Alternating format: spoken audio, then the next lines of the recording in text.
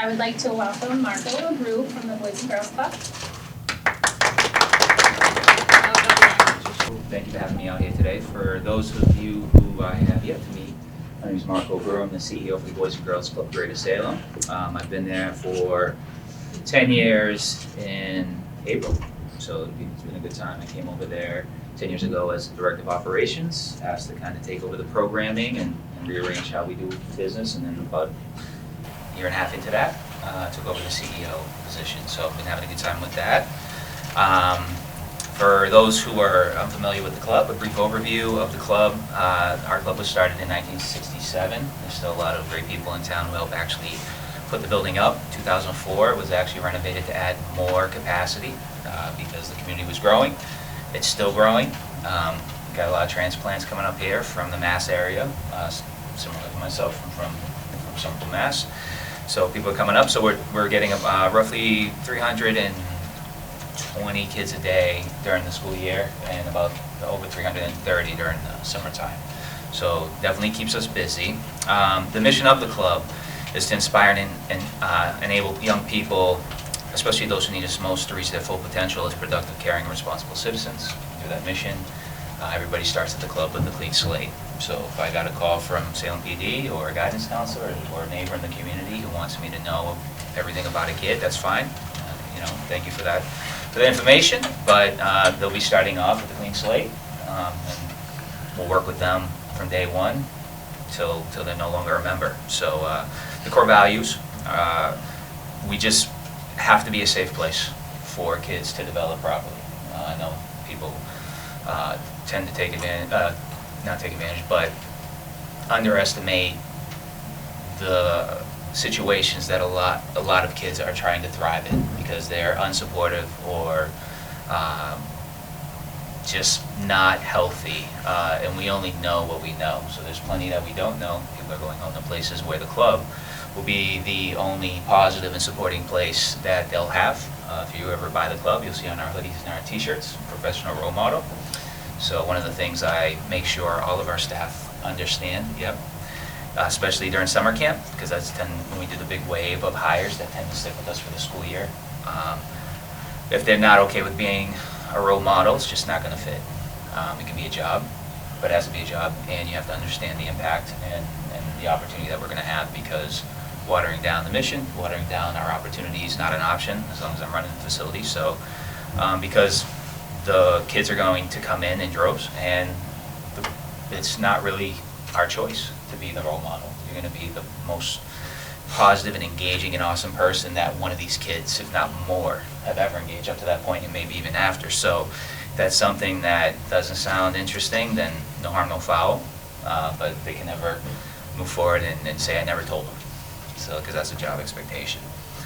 So our primary program and services is youth development. We offer a ton of, we have a wide range of programs. We start as young as 4 years old. We go all the way up until 18. And if you go over there during the midday, we do have people using our pickleball courts from the Ingram Center. So we try to be whatever the community needs us to be, even though our primary mission and focus is kids. But with that being said, we don't sacrifice the mission to be everything. We don't stretch ourselves too thin. We remind ourselves what we're there for. And as I say, as a father and just someone who's done this for 25 plus years, you don't realize how important the work is that we do at the club until it's your kid, your grandkid, your niece or nephew who has fallen upon hard times. A lot of kids, a lot of families, the situations that they are dealing with, it's the first time for them. They might have read about it or heard about it from somebody else in the community or on the news or whatever. But it can be pretty overwhelming when it's your first go at it and there's no do-overs. So we tend to be pretty good at a lot of things when it comes to community outreach, community outsourcing.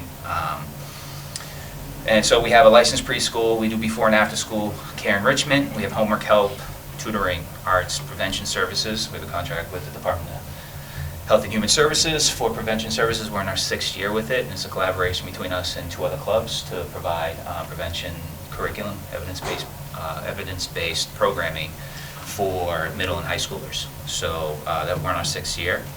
So that's some of the stuff we try to work on there. We do a lot of community outreach, a lot of collaboration, sports leagues, fitness, aquatics, Swim team, UMass Lowell uses our pool, Salem High uses our pool, Canby trains as lifeguards at our pool. The list kind of goes on when it comes to the aquatics part. And then we just do other recreational activities. Leadership and career development programs, and of course summer camp. If you drive by in the summertime, it's going to be popping because we don't have a campground, so we have to utilize every square inch of ground. So with 330 plus kids, it's loud and busy, which is good, because when it's quiet, that's never fun in the work that we do. So we do have a ton of special events throughout the year that help with the budget. Our budget's between $2.5 and $2.6 million. So the resource development that we do, along with our special events, helps us still do what we do there. Otherwise, it would be pretty much impossible because we could not run the entire place on fee-for-service. So some of the events that we do, we just had the Ganley. I'm sure everybody is familiar with the Ganley. We have our Youth of the Year. We have an annual awards breakfast.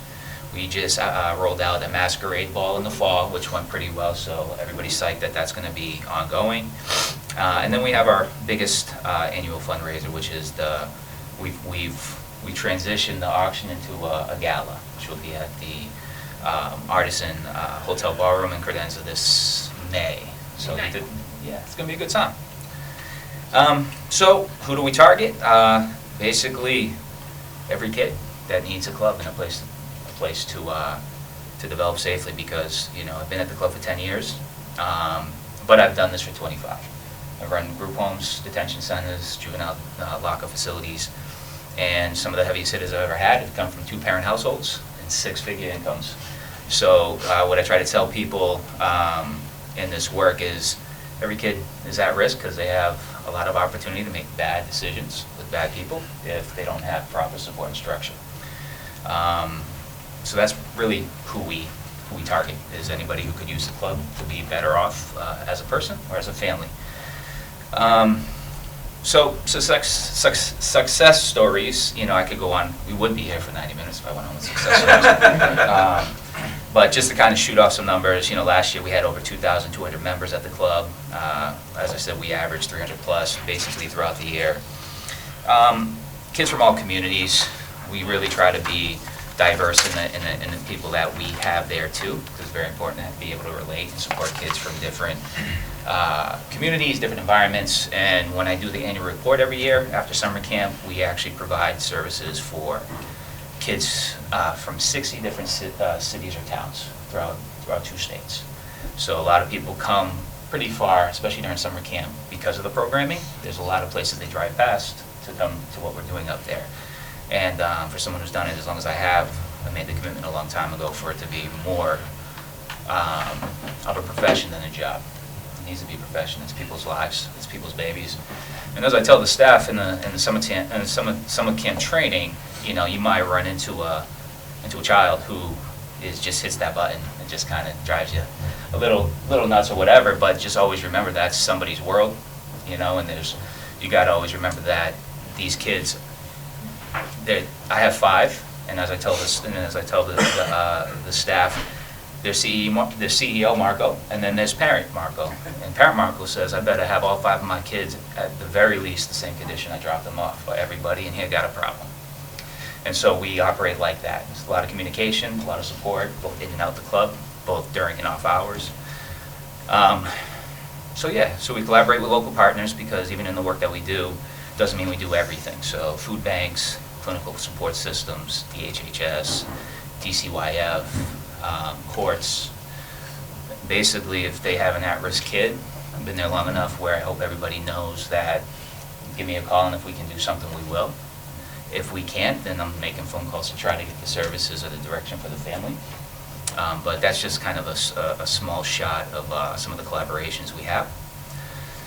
Community contributions, always looking for stuff to help the families in their situations. So whether it's Christmas time, whether it's bedding or clothes, or some of the gifts that Exchange has actually provided over the years for, like care packages for the kids who are getting plucked by DCYF and put into foster care at no fault of their own. As I used to say in group homes, like, they all here and ain't nobody want them to come here. So either they made a mistake or someone they love made a mistake, but they ain't here because they was bored. So sometimes they get plucked with no fault of their own and getting put in foster care. And we do work with foster parents too quite often. So, you know, how can the community help? We have volunteer opportunities, you know, donations, sponsorships.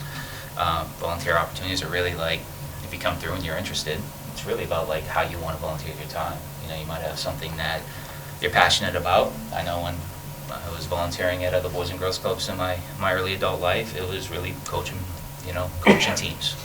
If you wanted me to do math, I'd do it. I don't know. Parents would be happy. But I would get in where I fit in, so we try to do that too, kind of like get a feel for what you would want to spend your time and your energy doing.